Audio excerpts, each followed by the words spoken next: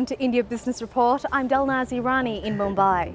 India's economy survived a global economic crisis, but the worst may not be over. Can it cope with an impending drought and fears about the spread of swine flu? Find out in just a moment. Here's what's on the show. Crops are failing, economists are worried, and hospitals are full. Ben Richardson finds out if India's problems are solvable or too big to handle. India's Nobel Prize-winning economist Amartya Sen reveals what he thinks about suggestions that measures of economic growth have been miscalculated for years. They're not wrong. I mean, they're wrong as a measure of product because some of the products are being left out. That bit can be corrected. But the other point is not so much being wrong, but is it relevant for the question that we discussed? As Delhi gets ready to host the biggest art fair in the country, I'll be finding out if it's time for a renaissance in the Indian art market. The Indian government has announced a landmark education bill, but what does it mean for the future of the country? We go back to school to find out what India's plans are to create the workers of tomorrow.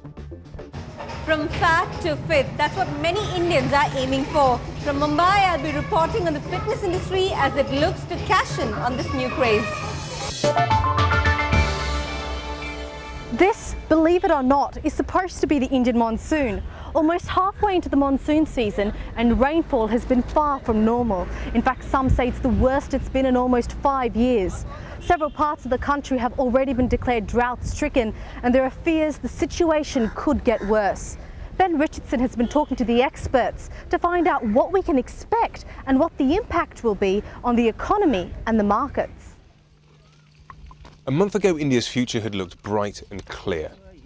Today, people are wishing for the clouds that just refuse to come. The monsoon's well below normal levels, and a nationwide drought is now a real possibility. Annual estimates for economic growth have been pegged back from almost 7% to a more realistic 6%, if you're lucky. And the mood on the street has changed. People figure that they're now in for tough times, dry fields, and high food prices. On top of all this, there's the fear of swine flu and the speed with which it seems to be spreading across the country. Navin Suri is the chief executive of ING Investment Management and is very well placed to know the mood of the market. I met up with him in Mumbai and started by asking if the monsoon would really have such a big impact on the economy. Clearly, if the monsoon is going to play truant, clearly it has impacts on a few things. These are the food production is going to be lesser. If food production is lesser, you're going to have to import food grains. If you have to import food grains, you have to set out more foreign exchange for that. And at this point in time, the government's walking a very tight rope, especially on the fiscal side, which means if the revenues are going to be shorter and their expenses are going to be higher, this certainly plays a dampener to that. How much do you think is going to be cut from India's GDP forecasts, and where have you got your estimates? It is estimated, and our house view too is that it will shave off about 1% from the GDP for the year. So from the original estimates of between 6.5 to 6.8, we think now the GDP growth is more going to be a shade shy of 6%. So somewhere between 5.8 to 6 is what we estimate it to be. Do you think the problems we're seeing now are long-term or short-term? I think it's absolutely short-term. So I would say between 3 to 6 months really is the impact of something like this. In many ways, the market is already starting to stay ahead of what the government is saying the shortfall is likely to be. And if the numbers today are between 25–30%, it is quite likely that the markets have anticipated it to be a bit more than that. And that's starting to reflect in the pricing of the sectors that are likely to be most impacted with this shortfall. It can't all be good news. Is there anything that you see destabilising the economy? Anything that might put investors off in the next few months? The other aspect which is starting to play into people's thoughts is the swine flu. And to me, I think the impact of a pandemic of that sort is unlikely to change the course that India is set on. What sort of correction do you see coming in the stock market? I don't see a major correction coming. This does seem to be a market which is over the next 10 to 12 months expected to be range bound. So I would think 13 to 15,500 is the range where it would operate. Is it a good time to buy into Indian stocks? Equity markets is always a good time to get in as long as you have a medium-term time horizon. So 3 to 4 years from now is certainly a good time for any investor to come in, especially into India. Do you see inflation as a problem going forward? Inflation is a reality, at least looking into the next 6 to 12 months. And it would benefit investors for sure if they understood the impact inflation has on their investments, inflation has on their ability to spend. That was Naveen Suri there of ING Investment Management. Inclusive growth, that's what the Indian government promised its voters when it came to power earlier this year. Now the government may be taking some of its first steps toward delivering on that. It recently announced a landmark bill to make education free and compulsory for children aged 6 to 14 years. This makes education a centrepiece of India's economic and social development plans. But what does it mean for the future of the country? And can India create the workers of tomorrow? It's a place where no child should ever be. Yet 12-year-old Mustaqin spends his days in this vast landfill. Scavenging for a living, Mustaqin stopped going to school last year. He works here instead so he can support his family. I don't go to school. I work here collecting plastic and selling it. I use the money I make to feed my family and look after my mother and sister. Mustaqin's family would rather see him here, in school with other children his age. These children also come from poorer backgrounds, but their hopes and dreams are plentiful. And unlike Mustaqin, they stand a chance at realising them. I want to be a dancer. I want to be engineer, painter, doctor, police, computer engineer. For hundreds of millions of children, especially those from poorer backgrounds, a landmark bill to make education free and compulsory will mean access to opportunities that they've never had before. There are also hopes that an investment in education here will mean a brighter future for the economy as a whole. Drumming up economic growth is one of the longer-term goals of the education reforms. Experts say a sound education system with a focus on vocational training is vital. There are some parts of the employable force which are completely ill-equipped to take the jobs that are available, and on the other hand there are some sectors in the economy which are growing very fast but don't have enough manpower. So the skill mismatch is widening at a very fast pace. Trying to narrow the widening skills gap, IT education programs are already underway in some schools across India. The initiative is being driven by a public-private partnership. We are service providers. We are providing the hardware, software, connectivity, generator, the works. And the level of service guaranteed is that when there is a class, everything will be up. It could be a long time yet before all of India's children are off the streets and in school. Exactly how the Indian government plans to fund its ambitious education bill to provide free and compulsory education is still unclear. But it's a start, and if India is to continue to grow, the investment in its future might as well begin right here. Well, time for a short break on the show, but stay with us because when we return, a fitness phenomena is spreading across the country. Find out if big profits are to be made from shedding the pounds.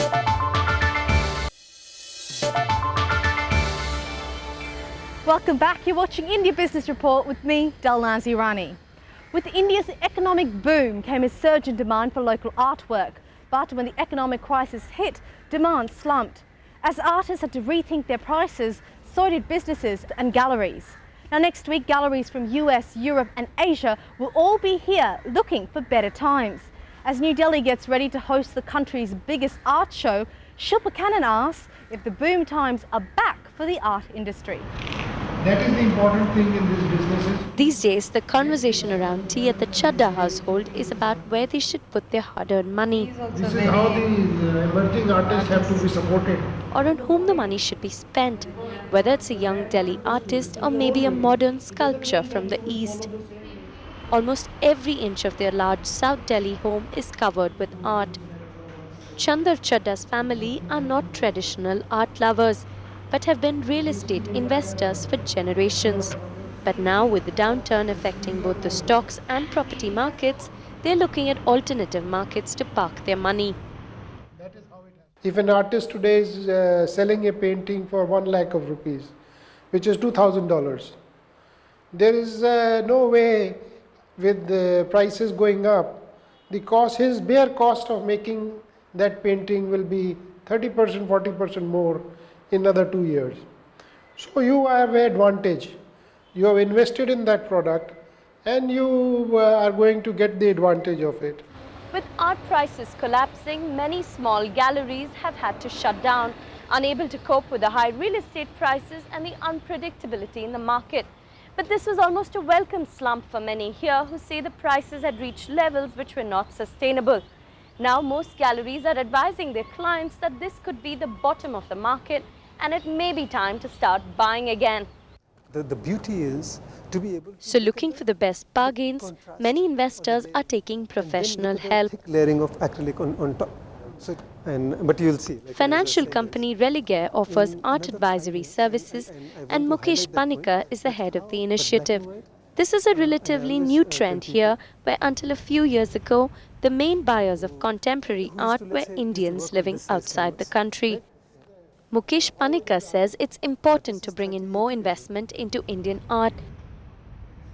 Money plays a huge role because whenever there is a question of sustainability, you have to be able to make money, right? So be able to put it back into the infrastructure and then empowerment across the board. So you're looking from, starting from artists who create the works, there should be enough for them to create works, isn't it? And then the galleries to be able to continuously show brilliant shows, isn't it? That's good news for young artists who were affected the most when the prices crashed. The slump has also helped many galleries take a step back and review the art they sold.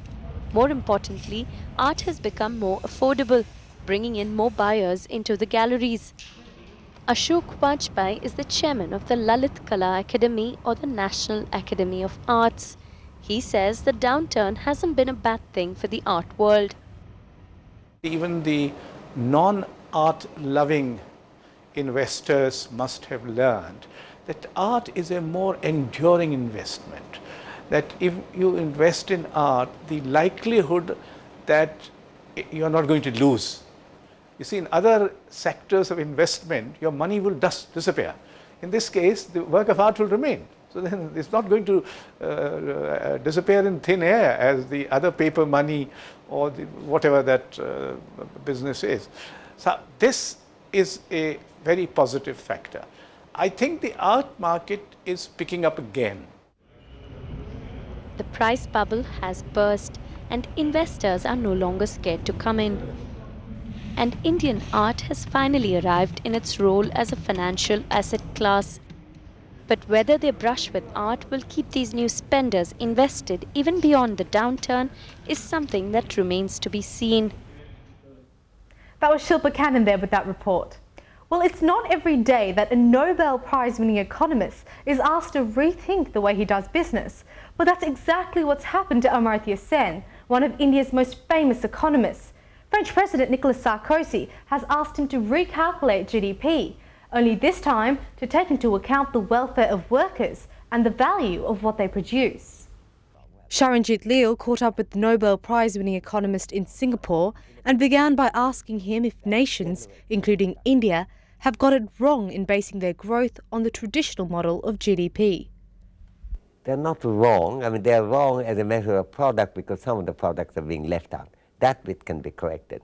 But the other point is not so much being wrong, but is it relevant for the question that we discussed? It's the issue of irrelevant, which is the most important one. Not irrelevant, but not complete relevant. And I think the Human Development Index was driven by that. The main meat of the human development approach is in the variety of things about life and death, health, education, and other features of life. But the index just tries to capture, now, is it right or wrong? Well, it's just capturing certain concerns in our mind in a kind of pithy way that generates more discussion. Now, one country that perhaps is not a true reflection of GDP is India, which is still growing, but has huge problems such as poverty. How do you think India can move forward and become a truly successful nation?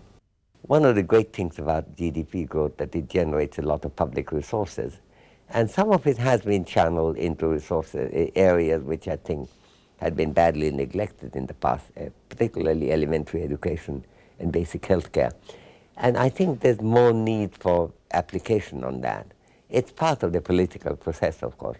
So, it's all easy for an economist outside saying, look, you ought to spend a lot more money on that.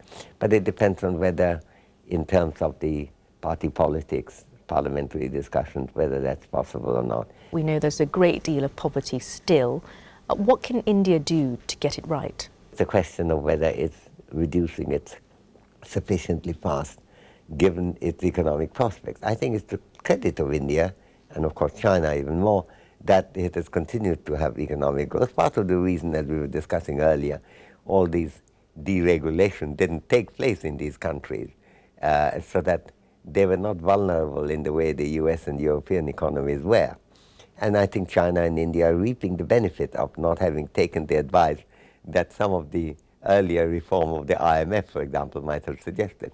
But given that, could there be greater use of the growth that is occurring to make poverty go down faster?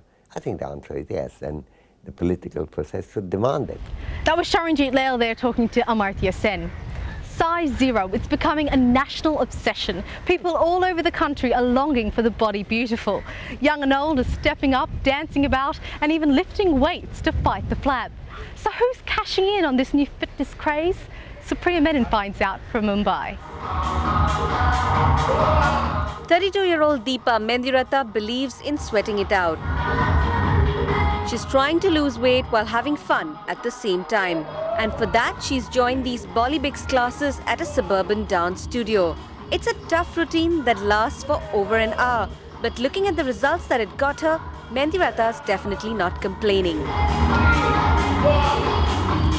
I joined here in last 3 years, and I delivered a baby, so I was overweight. So I wanted to come back to the same shape, look lean and look like a super mom. So obviously I took up the classes so that I'd lose more weight, and now I'm back to the same weight which I was when I started. Bollywood dancing is just one way of reaching that coveted goal. Today, if there is a class or any new technique that promises weight loss, one can be sure that there will be many takers. And it's not just young India that's obsessed with looking good. Almost everyone wants to sport a lean and toned body and are willing to work towards it no matter what it takes. According to nutritionist Rujuta Divekar, the thrust has come in the last 5 years. There is a real pressure to look a particular way. But this urge is not just limited to women alone. There are plenty of men who want to see a better reflection of themselves when they glance in the mirror. What's changed now is that people travel that much more and the exposure is going up. Earlier Bollywood heroines would be voluptuous or, heavy, bharke from everywhere. South Indian heroines are also now coming and asking for thinner bodies because, even south of India, which traditionally always liked their heroines heavy or plump, want to see thinner women. And this desire to look good and feel great is what's pushing so many people into gyms like these. In fact, the fitness business has never had it so good. India has become an important market for international gym chains, and many, like the American chain Gold's, have already found a rich vein of profits during its 7 years here. It's a competitive world. I would say that every other month, I tend to hear that new brands are coming into the country. And as a result, what is happening is price as a weapon of choice is being used by all the people to gain entry or to have the customer acquisition strategy in place. So rippling muscles clubbed with a mean six-pack are no longer prerogatives of only those on celluloid. And sensing big opportunity, gyms are expanding very quickly.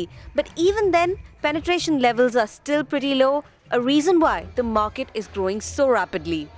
Whenever you look at newer concepts in India, people tend to target the top 6 to 8 cities, and that's where really the money is, the willingness to try out newer concepts, and where aspiration value lies.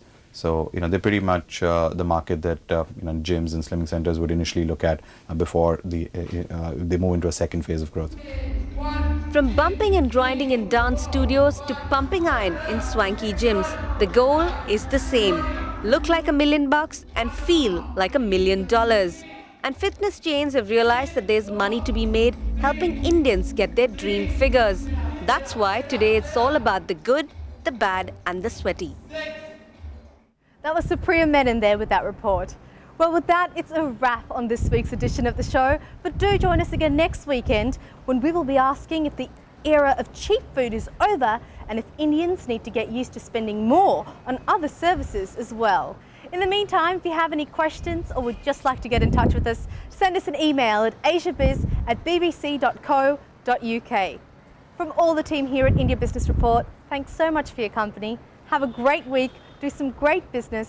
I'm Dalnazi Rani and I'll see you next week. Den amerikanske fotograf Sana Bresky rejste til Calcutta for at dokumentere de prostitueredes liv, men i stedet blev hun draget af børnene på bordellerne. Børn, der ikke havde anden fremtid end at ende som deres mødre. Men Sana Bresky fik en idé, der hjalp børnene til at udvide deres verden og drømme om et andet liv. Nu er der Oscar-belønnet dokumentar, Født på bordel.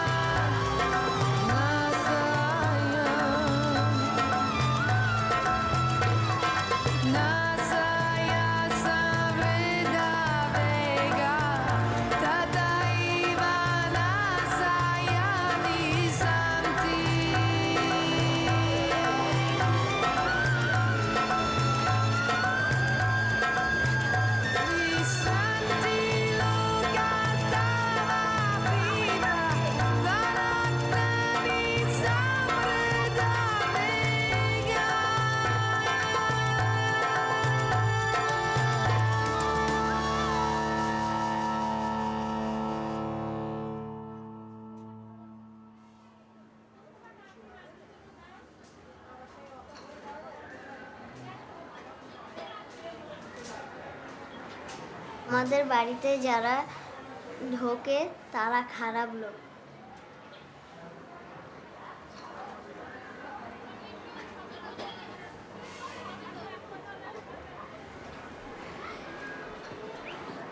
মদ মাতাল লোক এরকম ঢোকে, অনেক কিছু গালাগালি খিস্তি দেয়,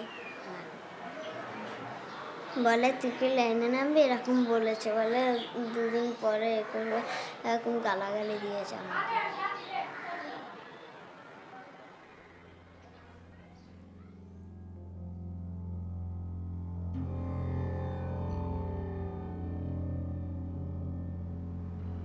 It's almost impossible to photograph in the red light district.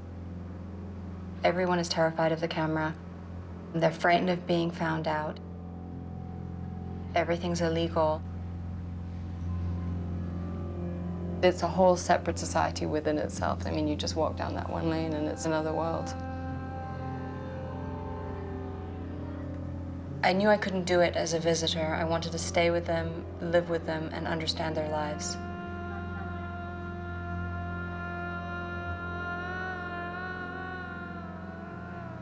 And of course, as soon as I entered the brothels, I met the children.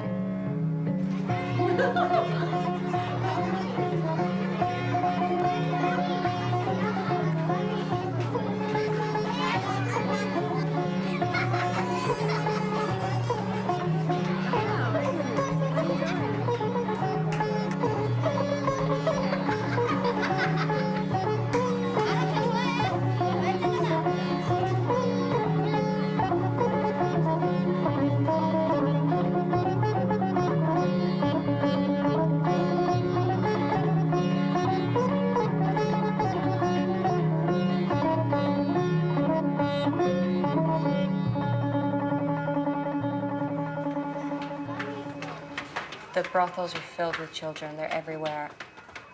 And they were so curious. They didn't understand why this woman had come and what I was doing there. Great. They were all over me, and I would play with them and take their photographs, and they would take mine. They wanted to learn how to use the camera. That's when I thought it would be really great to teach them and to see this world through their eyes.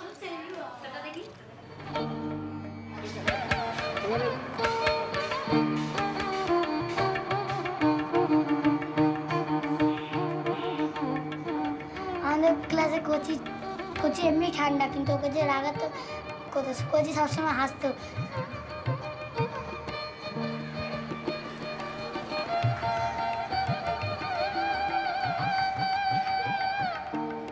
আর শান্তিকে তো শান্তিকে একটা জিনিস না দিলে রেগে মেগে চলে যাবে।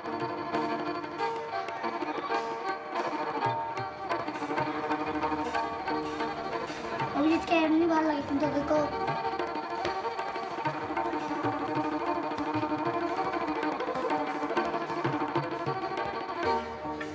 সুচিতাকে তো যখন সুচিতা যা দেবো চুপচাপ নিয়ে নেবে। সুচিতা কারোর সঙ্গে ঝগড়া করে না।